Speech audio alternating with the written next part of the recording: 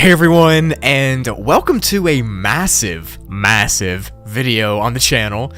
In this video, I'm going to be talking about the most dangerous, deadly, unsafe levels in the Backrooms. Now, I haven't done a long video like this in a while, so I thought it was about time. So just sit back, relax, grab something to eat, and get ready to hear about the terrors of the Backrooms. Also, help me get to 500k subs so I can buy the Backrooms pants. I hate asking for subs because everybody does that, but these pants are fire, what can I say? Alright, let's get into it. First up for the video is a level called End of the Freaking World. Now obviously it doesn't say freaking, it says something else, but I'm not gonna say that, alright? We're family friendly here. This level is classified as a class 4 level and is unsafe and unsecure with a medium entity count. Now a disclaimer, pretty much every level in this video will be unsafe and unsecure, so just get used to hearing it. This level looks like what's left of a nuclear attacked city. There's crumbled buildings and debris everywhere, but there's no radiation, which is good. The level itself makes up an entire city, and there's hounds, death rats, stalkers, and human bandits running around the streets at all times, and that's what makes it dangerous. Not very fun.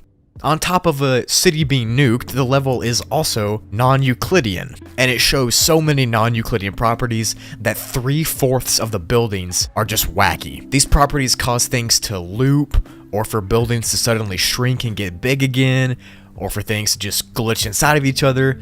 It's crazy. Now there are actually different sections of the city, like supermarkets, grocery stores, malls, and military bases, all of which are completely abandoned and have old, unused stuff just laying around. Also, an interesting note is that the calendars inside of the mall, they date December 31st, 1999. So maybe in this Backrooms level, Y2K actually happened. Maybe. There's also some different human outposts on this level, with each of them living in different buildings, and each of them have about 100 people in them. And they all live just scattered throughout the city. Now those bandits that I mentioned earlier are the biggest threat here because they're sentient human type things, and they run around in groups of 7 to 12, and they can use weapons. Like I said, they seem like they're humans, but they're kinda decayed in a way.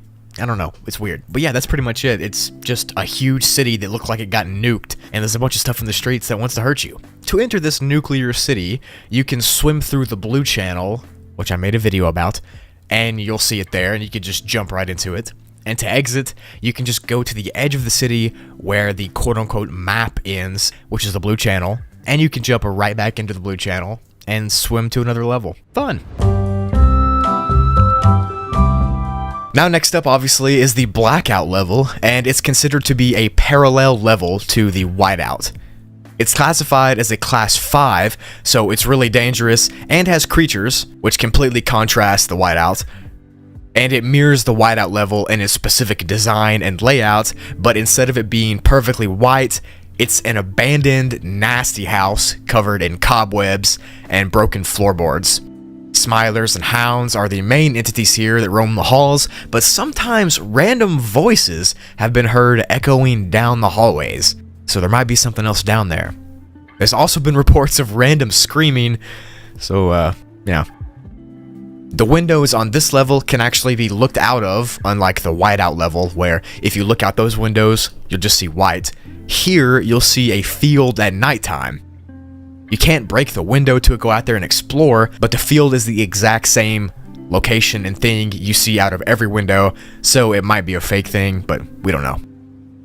Sometimes wanderers report looking out those windows and seeing tall shadows with white eyes walking around, which is scary to say the least. The level also has a level-exclusive entity called the Bride. She looks like a pale ghost in a wedding gown and normally just follows people around the level. She's sometimes heard and even been seen crying in random rooms. So that's kind of sad. The maker entity from the whiteout seems to have some sort of connection to the Bride because there's pictures of them together on the blackout level, but he's never been seen physically here, so like maybe they're not able to get to each other. I don't know. There's no bases here, and every group that comes here hasn't made it out to tell the tale because it's really dangerous from the entities. And the only way to enter the level is to go really deep into the whiteout until you find a gray door that opens up to the blackout, and when you go through it, it shuts and locks itself. And there really isn't even a confirmed exit, so it looks like you're doomed to wander the Smiler and Hound infested halls with the ghost bride crying lady following you. Sounds fun to me.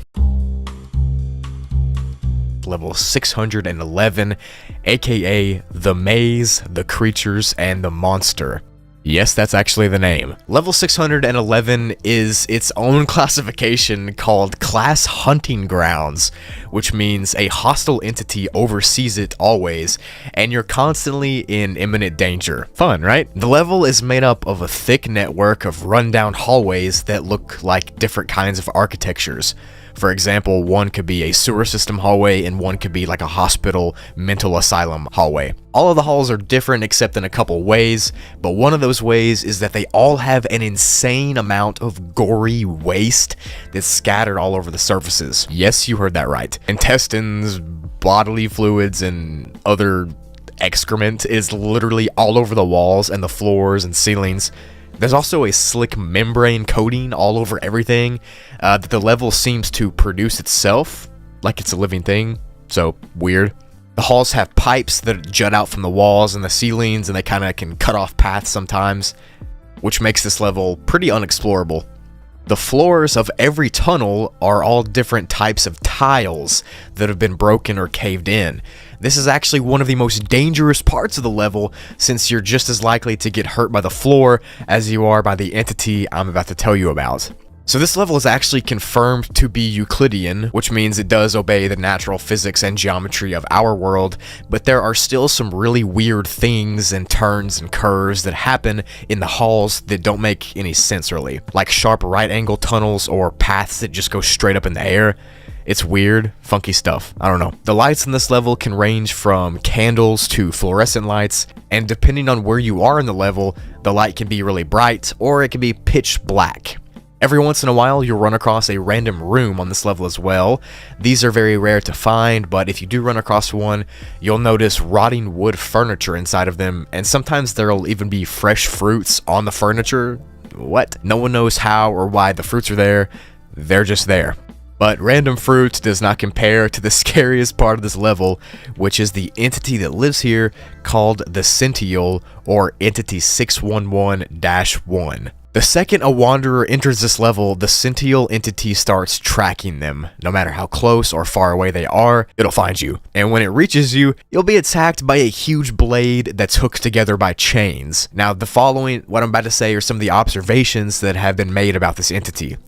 It can run at inhuman speeds, so really fast, and can lift and throw practically any object. It's got insane strength. It's survived fire salt attacks, and it can hear a wanderer from miles away. So yeah, this thing pretty much cannot be stopped. The physical description of the Sential seems to change from person to person, but the overwhelming kinda description is pretty much the same. So far, it's that it's a human figure that stands at about 8 feet 2 inches tall, or about 2.5 meters, with dirty, cracking brown skin, with wound-type markings all over it. Its face, arms, and legs all have what seem to be metal armor on them, so those parts of the body can't be really seen well, but from what people can see, you get the description I just said. Some people think that the armor is actually hurting the entity, like it was put on there by somebody else by force, since it kind of looks like it's shoved into the entity's skin, but that's not confirmed. This entity also appears in a text from the Lost Colony, which has supposedly existed in the Backrooms for a long time,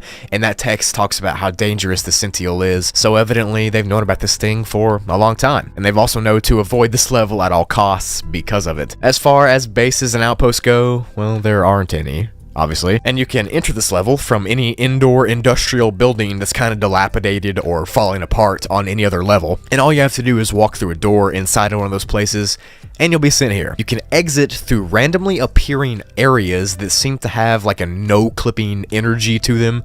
Now these will appear and you'll be able to see them because like the air behaves differently, so when you do see one, you need to use it because there's no telling when another one will happen. And you don't want to be stuck here with a giant humanoid with a blade chain thing chasing you. Trust me. It's level 171, aka the Grand Illusion level. This level is actually found in the Meg classified database, and itself it's classified as a class 5 rating. I just say class like 80 times. At first, when you get to the level, it looks like a 1930s style atrium where slow jazz is playing and there's like a nice fragrance in the air. And then this is all well and good until the wanderer starts to walk further and further into the level. It all disappears.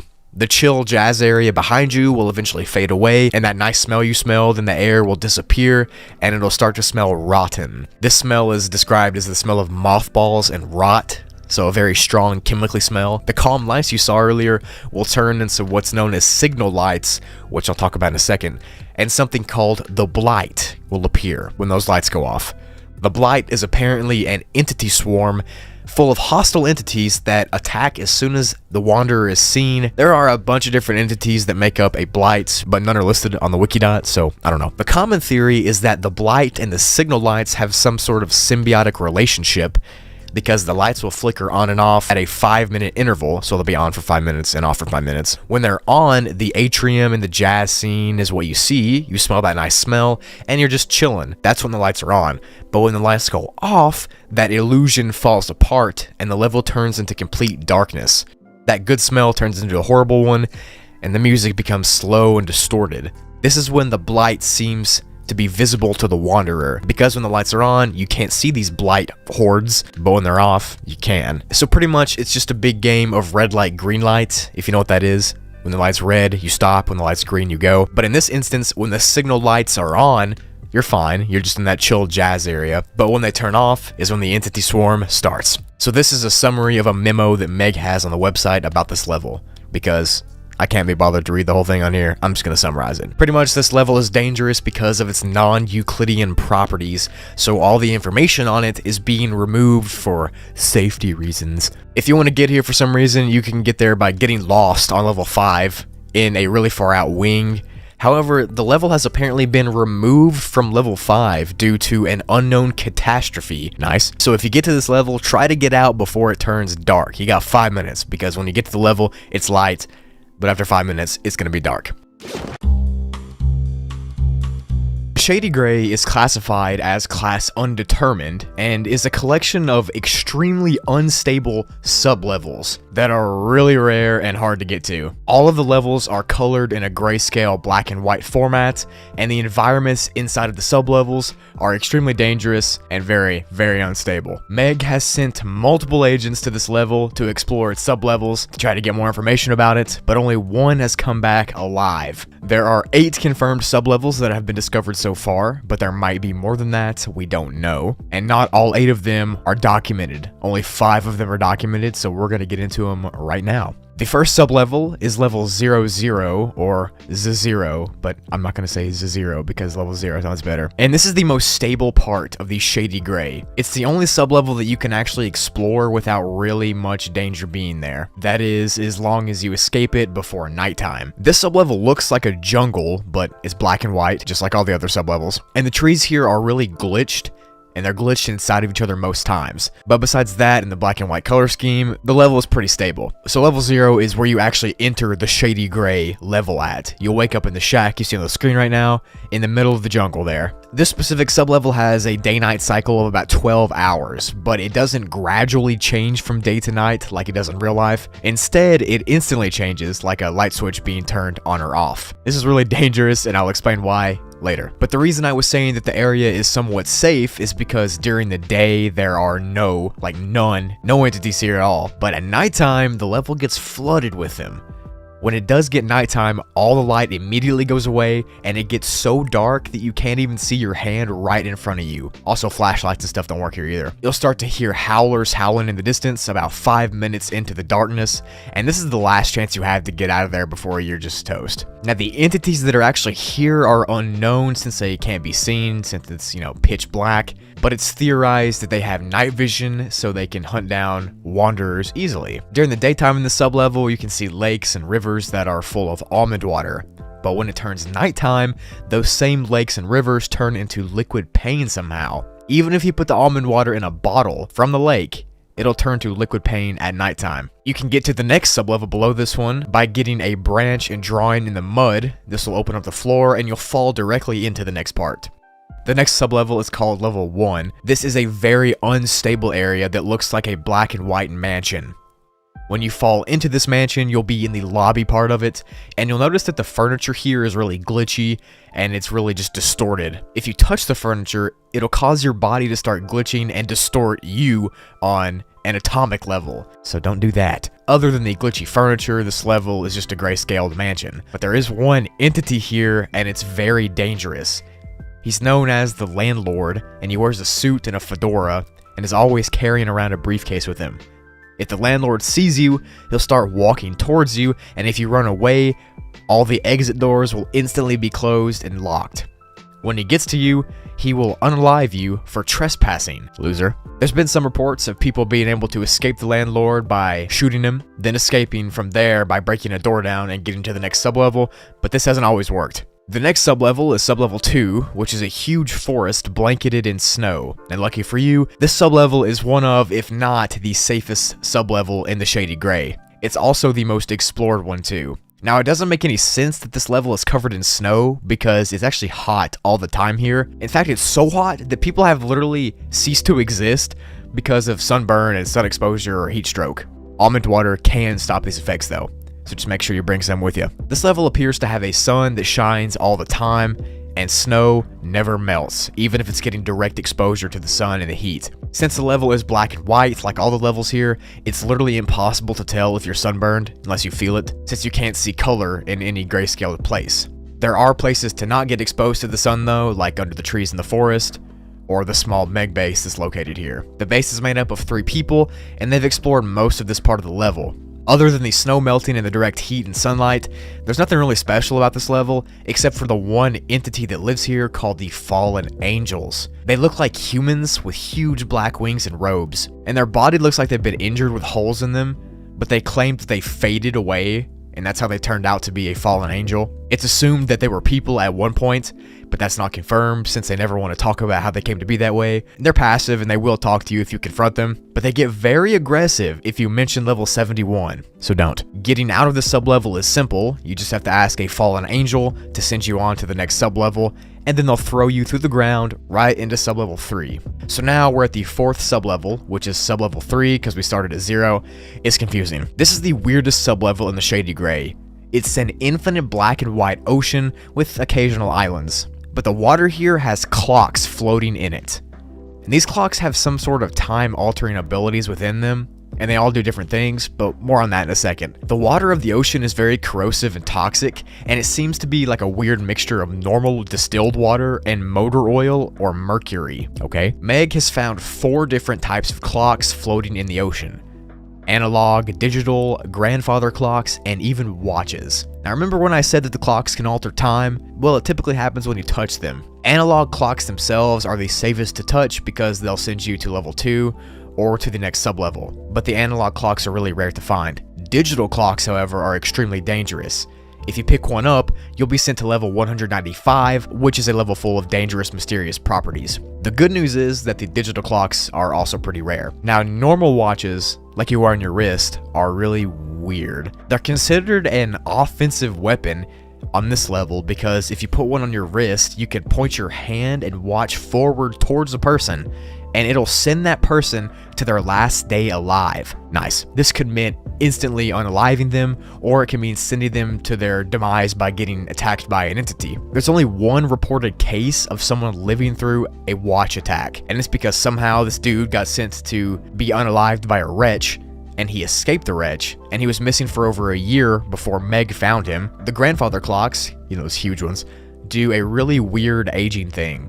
If you throw someone onto a floating grandfather clock, they'll either age up to an old person or de-age to a baby. This specific sublevel of Shady Gray is virtually impossible to set up an outpost since there is constant watch wars happening between the people that live here and Meg themselves. Meg barely even got a base up here, and they're under constant attack by the natives of this land. There are also speedboats on this level as well, but most of them are with Meg or the small groups, so that fact was kinda useless now that I think about it. So the last stable sublevel is sublevel 4, which is the 5th level. You can only get here by touching an analog clock on the last sublevel, which will teleport you here, and you'll land in a river. The water is safe to touch, but not to consume, and the rivers are surrounded on both sides by a huge city and skyscrapers. The city area looks really similar to level 11, except it's in the black and white grayscale, obviously. But a lot of the buildings here are glitchy and distorted. You can only enter the skyscrapers by breaking in because the doors are locked, but that's not a good idea since they're literally infested with aggressive entities. The streets inside the city are crawling with armed facelings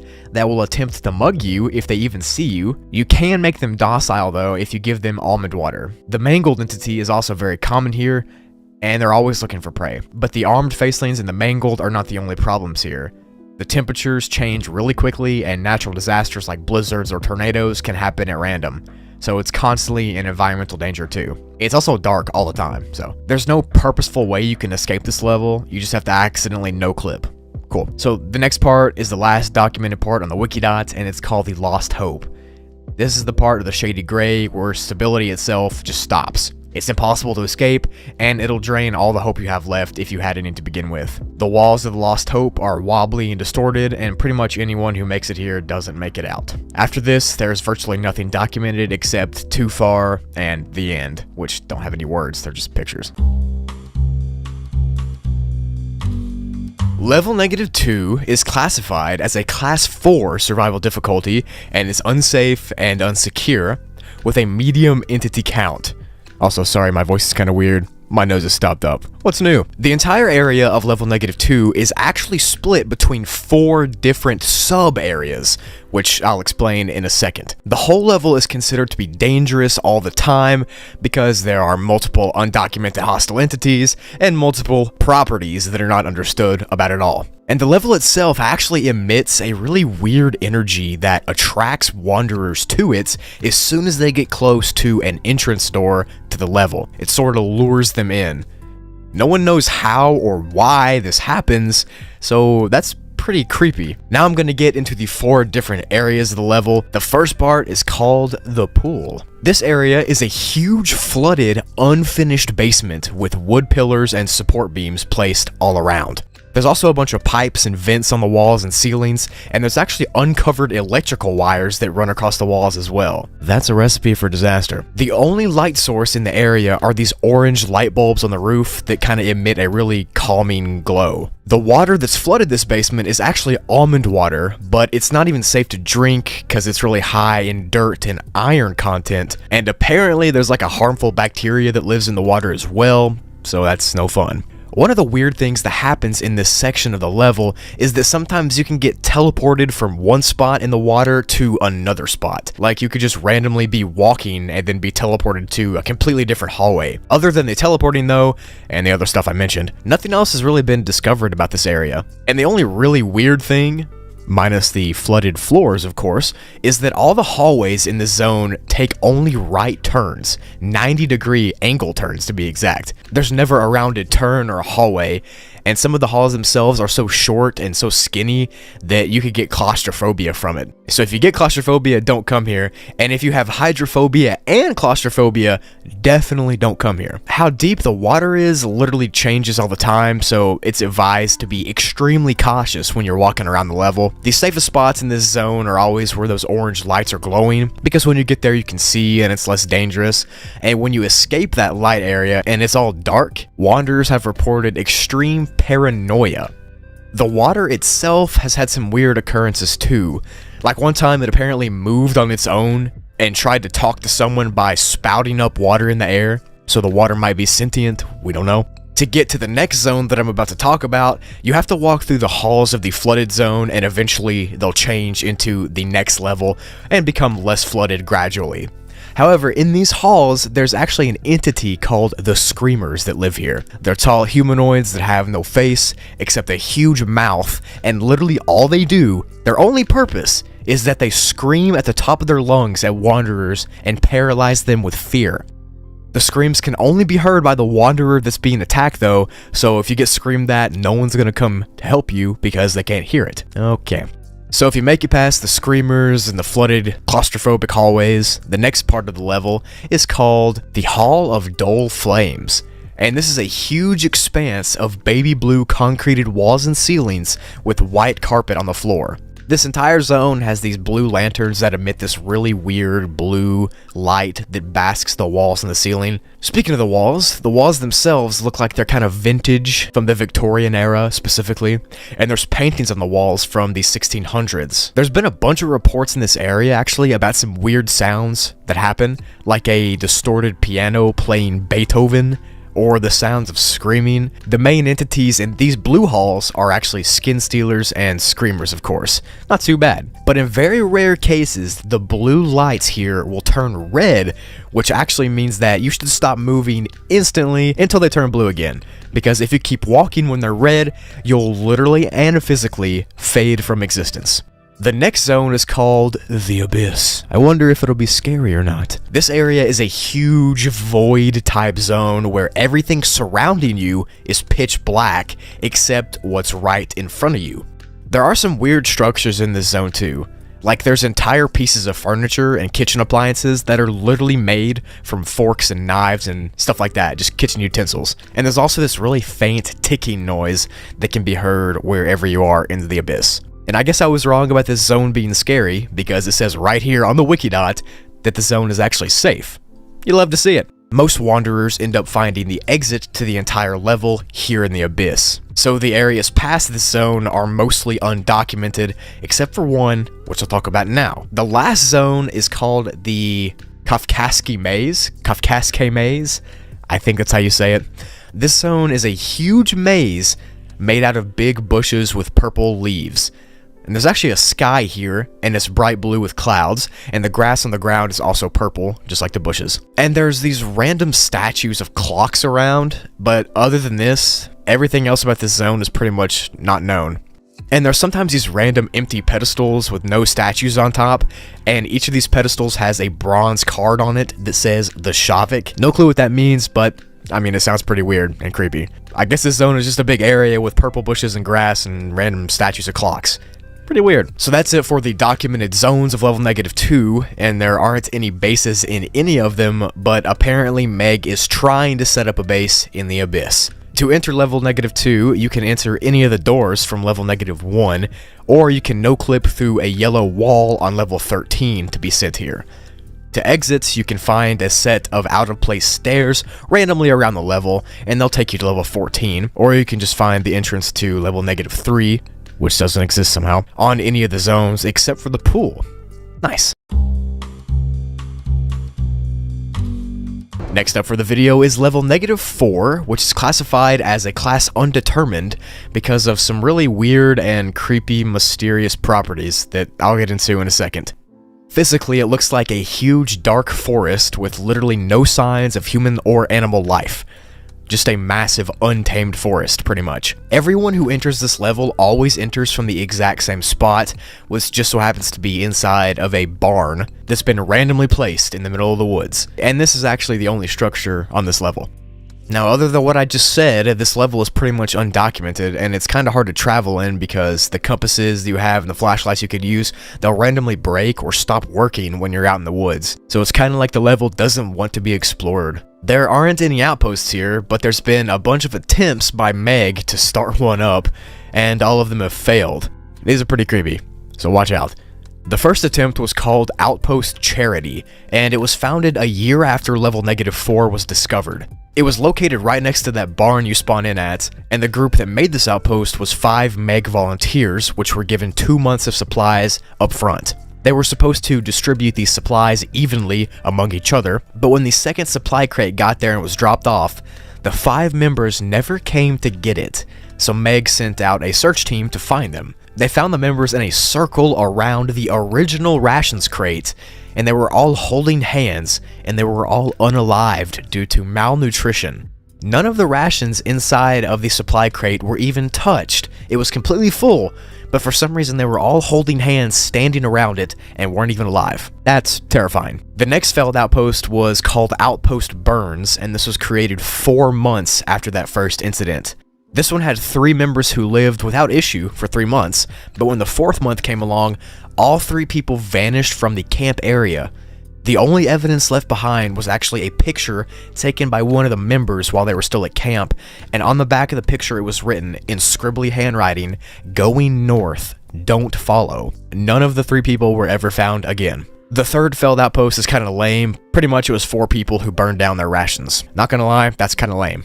Now the last failed outpost I'm going to talk about was called Outpost Red Forest. This actually was started by 13 people in a collaboration between Meg and the followers of Jerry. It was made right at the barn's entrance and it lasted a full 8 months before it fell. Out of all 13 members, only 3 survived, and the ones that did survive have severe issues in their head right now. Apparently, the 10 that didn't make it were all unalived by an undocumented being called the Grey One. And just like the first time, these people were all in a circle holding hands inside of the barn. Not cool, bro. So if I had to guess, the entity that destroyed this outpost was also the same one that destroyed the first outpost as well. It kind of reminds me of the Blair Witch though. If you've seen that movie, you know what I'm talking about. To enter this weird level, you can walk through one of the doors on level -1, which will put you back in that barn, and to exit, all you have to do is wander into the woods, and you'll randomly no-clip back to level -1 or on to level -5. So you've probably all seen this image before. It's an empty library with "The End is Near" on the wall. But did you know that it was a Backrooms level? In fact, it's an enigmatic level, so you already know it's going to be pretty wacky. The End is classified as a class undetermined, and is pretty much a trap level, meaning that it gives you fake illusions that you've escaped the Backrooms. These illusions can really mess with your mind because you think they're real, but they're not. The library itself is extremely quiet, which in and of itself can make you go insane, and the only noises that you can hear come from computers that buzz loudly. Now, as if the level couldn't get any worse, there's literally no way to leave the level that we know of, because of the physical properties that do not obey any physics or any Euclidean properties, and it makes exploring pretty much impossible. For example, you could just be walking in a completely straight line, but you'd actually be going in circles. Or you could be walking straight and then turn around and just faceplant right into a wall. Pretty confusing. Now, the abnormal physics and the quietness are bad, don't get me wrong, but the fake realities are way worse and way more detrimental to your mental health and physical health. Fake realities are highly personalized areas inside of the End that look like places that you've been to or places that you're familiar with from real life. The level can also replicate actual objects and people too, and it's all tangible and can be interacted with. So it literally seems real, and every fake reality that's been documented exists in similar areas, and they seem to share these transitional spaces that kind of blur together like borders, and these are where the 2 fake realities will meet. If you walk through one of those areas, that reality will disappear and you'll be back in the library part. But for real though, hallucinating places that you've been or people that you know would be terrible, especially since you think it's real, so you would literally think that you're back in reality. It's also important to note that pretty much anything that uses Wi-Fi or electricity doesn't work here, so you can't radio for help or call for help or do anything. The only thing that does work that has any technology is those computers that are scattered around the level, but they're also really dangerous because for some reason entities, specifically partygoers, like to hang out near them and capture prey. But some think that if you go on one of those computers and you run a specific .exe file on there, then you'll be sent to reality. Obviously no one knows if it works or not, but that would be pretty cool. There is actually surprisingly one base here called the Junkies. This one's pretty sad, but it's a ragtag group of 6 people who live inside of the fake reality areas of the level. They won't trade with you unless you give them memory juice, and they spend their entire day and night, pretty much their entire lives, high on memory juice inside of fake realities, pretending that they're in the real world. Wow, that's sad, bro. To enter this level, you actually have a chance of entering here by going through any door that has a neon exit sign on it. And like I said earlier, there isn't even a confirmed exit, but it is theorized that you can no-clip inside of one of those fake realities and you'll be sent to another level, but it's unknown and risky. But yeah, that was the End Backrooms level. Honestly, it might be one of the scariest levels because of how much it can affect you physically and mentally both, and just overall your morale. I mean, that's terrible. Just look at the junkies. They literally spend their entire lives so desperate that they drink memory juice and pretend that everything's real in a fake reality. I mean, that's literally just scary. Level 69 looks like a dark and empty infinite highway that has fog rolling at all times. Each side of the highway has massive concrete walls that seem to be infinite in height. And there's literally nothing else here. Like, that's it. The level is apparently so dangerous that you have to stay in the car when you spawn in. When you spawn in on this level, you'll spawn in the car that you passed out in level 3 to get here. That's the entrance to this level, more on that later. But if you stay in this car, you'll pretty much be safe. But if you leave the car, it's dangerous. Level 69 has a very low visibility because of the fog and the darkness that's on the level since it's constantly nighttime. In order to see anything at all, you have to use either the headlights from the car or a flashlight or something. This level is pretty unique because there are specific ways that you need to navigate it. And the start of the level is pretty much the same for everyone across the board because you wake up in the car that you passed out in from level 3. Even if you somehow get here without passing out in a car in level 3, you'll still wake up inside of a random car whenever you enter the level. But whatever you do, like I said, do not leave the car since, you know, it's dangerous and stuff. The fog and the entities that live here seem to be kind of scared of cars, except for one entity. So it's pretty much a good way to scare off things if you just stay in your car and keep driving. Now, your car itself might have broken glass or broken AC or something like that. It's really just depending on the luck of the person there. So if you have bad luck, then you might have car problems, and if you have good luck, you won't.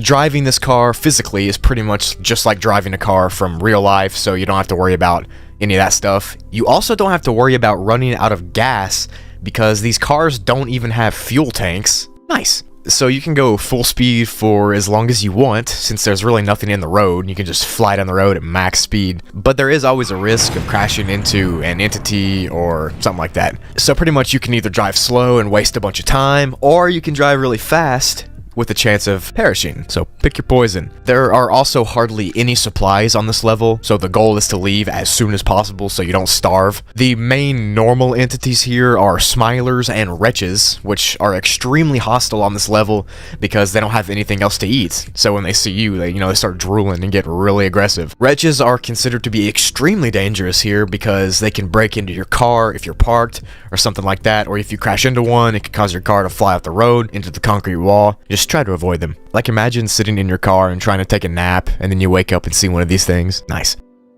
Now this level also has a level exclusive entity called the Beings from Above. These are very mysterious and dangerous, and they're pretty much one of the main reasons, if not the main reason, that you should not get out of your car. Their exact body description isn't known, but their legs, or arms, look like spider legs or crab legs. You can't see them from the ground, obviously, because you'll be in a car. But if you were to get out of your car, a leg might fly down from above and spear right through you, and then pick you up and carry you up into the darkness. It's kind of like that thing from King Kong, if you've seen that movie. There's only been a handful of survivors from an attack, and they say that the legs feel cold, slick, and completely solid. Oh yeah, and these entities literally cannot be taken down at all. People have tried bullets, explosions, knives, nothing works on them. So, this level also has a weird phenomena that happens called the Whispers. Now this might be an entity or just a weird occurrence that happens here, but pretty much they're these negative thoughts that go through your brain while you're on the level, and they try to break down your mental health. So, watch out for that, I guess. The easiest and most common way to enter this level is to pass out in a car on level 3 and you'll just wake up here. To exit the level, it's pretty simple. You just have to drive really far on the road and eventually you'll run across a tunnel that's carved into one of the sides of the concrete walls. Now you want to make sure you're either on the right or left side of the road because if you're in the middle, there's a chance you might miss this tunnel and you don't want to do that, trust me. So once you find the tunnel, just drive through it and you can only drive there for exactly 17 hours because then at that point, your car will break down and stop working. After it stops working, you just have to get out and you have to walk through the rest of the length of the tunnel. But don't worry though, the tunnel's safe. There's no fog or no entities or anything like that. Just a normal tunnel. And this tunnel will lead to level 11. So it's pretty much worth it.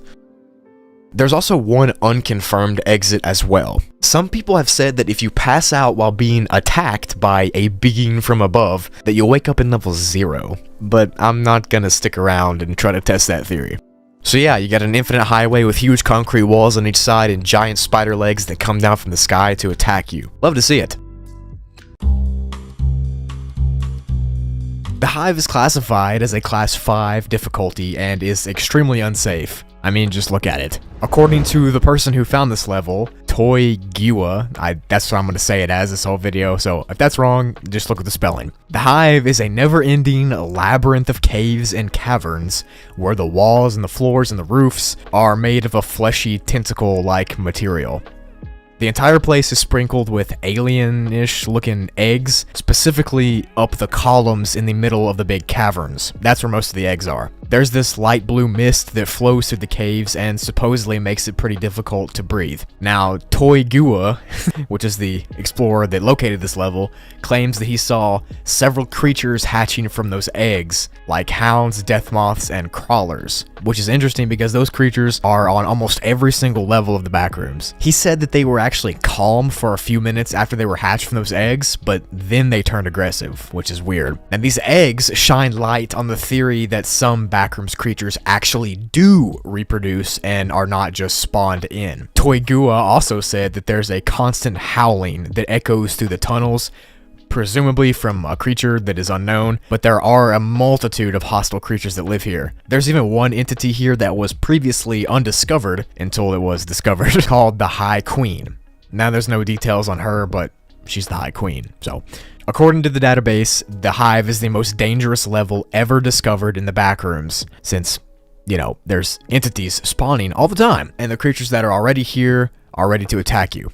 Creatures like fish without skin, a giant sentient flesh bag that can move, and a sentient embryo that can supposedly control your mind. That's what Toy Gua said. I don't know. He also said he escaped this level by wandering down a tunnel from a cavern that led directly to level 0. He said when he went through the threshold into level 0, he turned around and the tunnel was gone. Apparently this guy had leaked some secret information from Meg, and Meg didn't want that to be leaked, so they were chasing after him and he was on the run, and he no-clipped through level 6's floor and ended up in the Hive. But there still is not a concrete way to enter the Hive as of right now, because it was just random that he did. But you can exit it just by following one of the tunnels from the caverns, and they lead to a multitude of different levels.